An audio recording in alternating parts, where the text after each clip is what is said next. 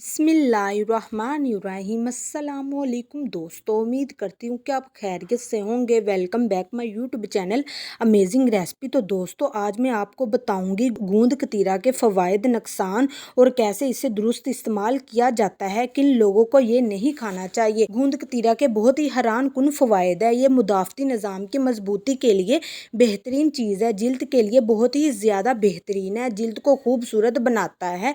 नाक से खून बहने जैसे मसाइल को ठीक करता है, यानी कि नसीर फूटने जैसे मसाइल को ठीक करता है। हर किस्म की कमज़ोरी का इलाज है। मर्दाना कमज़ोरी का भी मुकम्मल इलाज है। जिस्मानी गर्मी बढ़ जाने के मसाइल को हल करता है। हीट स्ट्रोक का बेहतरीन इलाज है। शुगर के लिए बेहतरीन चीज़ है। शुगर के मरीज़ों के लिए बेहतरीन दुआ है।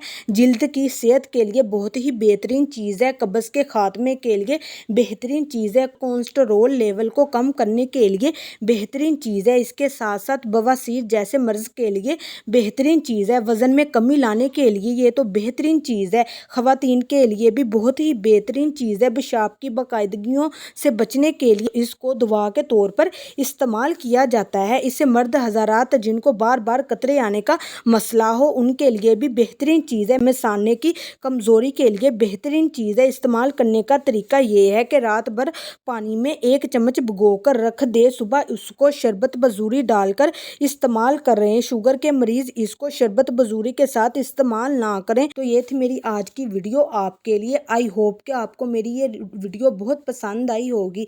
अगर पसंद आई है तो लाइक कीजिए, शेयर कीजिए, चैनल को सब्सक्राइब करना मत भूलिए। दीजिए इजाज़त अगली वीडियो तक। अल्लाह हाफिज़।